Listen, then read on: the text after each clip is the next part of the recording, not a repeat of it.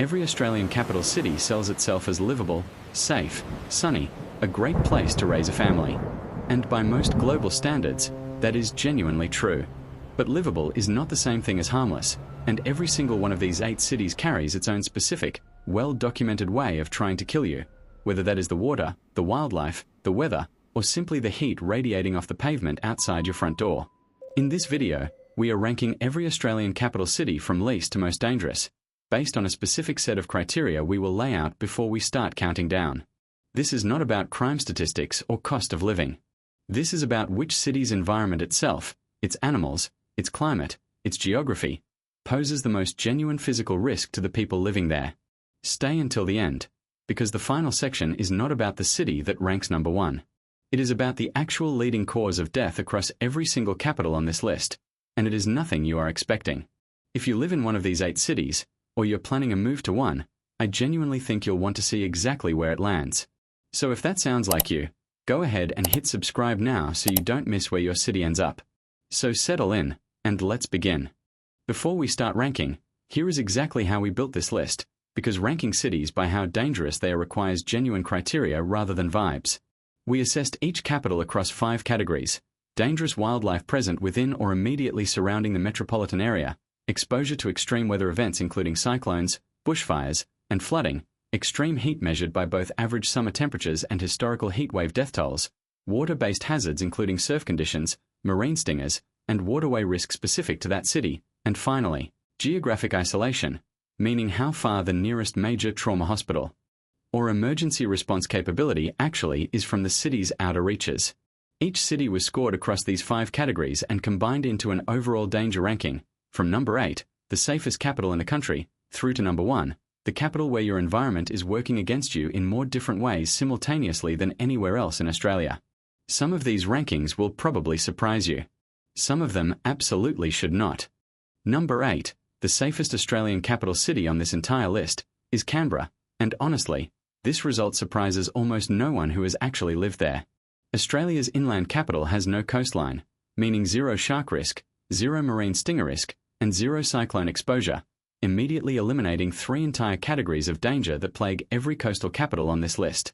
Canberra does carry genuine bushfire risk, most severely demonstrated during the devastating 2003 firestorm that killed 4 people and destroyed nearly 500 homes on the city's suburban fringe, a stark reminder that inland does not mean immune.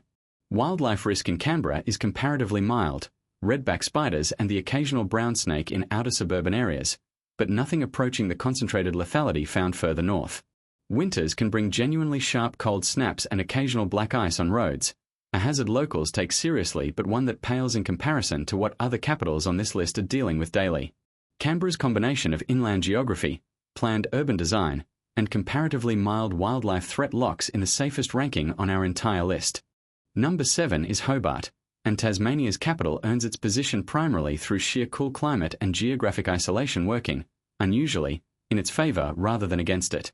Hobart's water temperatures are cold enough to make casual ocean swimming considerably less popular than in mainland capitals, which correspondingly reduces drowning and marine stinger risk considerably, and the state's dangerous wildlife roster is genuinely the thinnest of any Australian capital.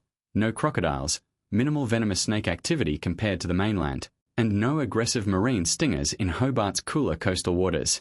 Tasmania's bushfire risk is real and has produced serious historical fires, though Hobart's specific metropolitan footprint has been comparatively fortunate compared to some of the state's more exposed rural regions. The genuine risk factor keeping Hobart from ranking even lower is geographic isolation itself. Tasmania's separation from the mainland means specialist trauma care for serious incidents can require medical transport off the island entirely, a meaningful factor in any emergency response time calculation for genuinely severe cases. Number 6 is Adelaide, and South Australia's capital lands here primarily because of one specific, well-documented danger that outweighs almost everything else on this list: extreme heat. Adelaide holds some of the most severe heatwave mortality statistics of any Australian capital, with a documented 2009 heatwave alone linked to a significant spike in excess deaths across the city, disproportionately affecting elderly residents without adequate cooling in their homes.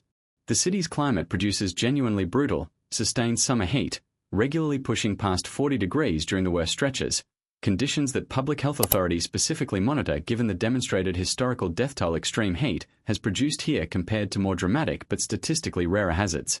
Adelaide's surrounding hills carry real bushfire risk, demonstrated by the catastrophic 1983 Ash Wednesday fires that killed 28 people across the state, several in the Adelaide Hills region essentially on the city's own doorstep.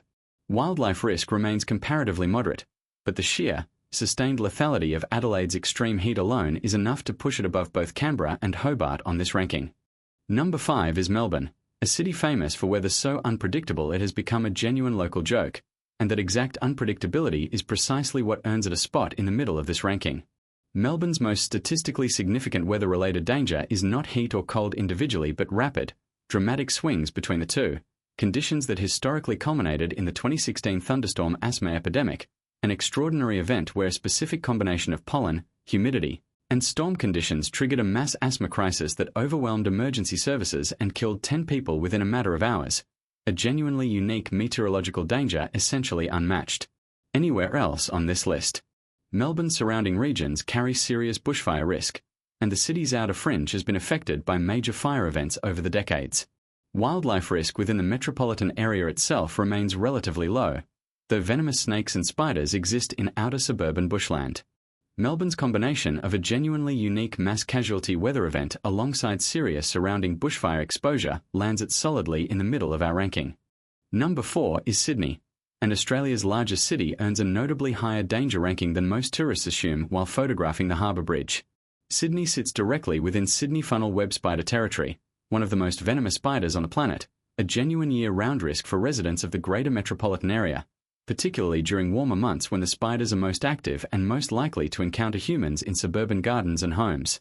The city's famous beaches carry real shark risk, with several serious and fatal attacks recorded along Sydney's coastline over recent decades, alongside significant rip current danger that claims lives at Sydney beaches virtually every summer season.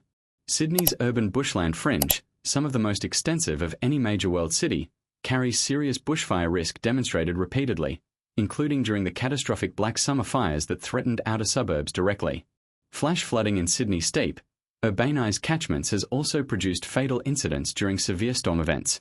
This combination of venomous wildlife, coastal hazards, and extensive urban bushfire exposure earns Sydney a firmly mid to upper danger ranking, well above what most visitors assume when they're standing on the harbour foreshore taking photos. And hey, quick pause before we get into the top 3, because I'm genuinely curious. If you live in one of the cities we've already covered, drop a comment and tell us whether you think we got the ranking right, or whether your city deserves to be higher or lower on this list. I read these, and I will absolutely argue with you in the replies if I disagree. If you're enjoying this one, a like genuinely helps more people find it. Now, let's get into the top 3, because they get considerably more dangerous from here. Number 3 is Perth, and Western Australia's capital earns a high danger ranking primarily through extreme heat combined with a genuinely isolated regional context that most other capitals simply do not share. Perth regularly experiences summer heat waves pushing well past 40 degrees, conditions that public health data consistently links to increased mortality among vulnerable populations across the metropolitan area during the most severe heat events each year. Perth's surrounding bushland carries serious fire risk, and the city's outer eastern suburbs sit directly against extensive forest and scrubland that has produced major fire events threatening residential areas. Snake activity within Perth's metropolitan bushland reserves is genuinely significant, with dewgites and tiger snakes regularly encountered in outer suburban areas during warmer months. What pushes Perth above Sydney specifically is the city's broader isolation as the most remote major capital in the world, meaning any incident requiring specialist medical evacuation or resources beyond what the city itself can provide involves dramatically longer response times than almost any comparable capital on this entire list.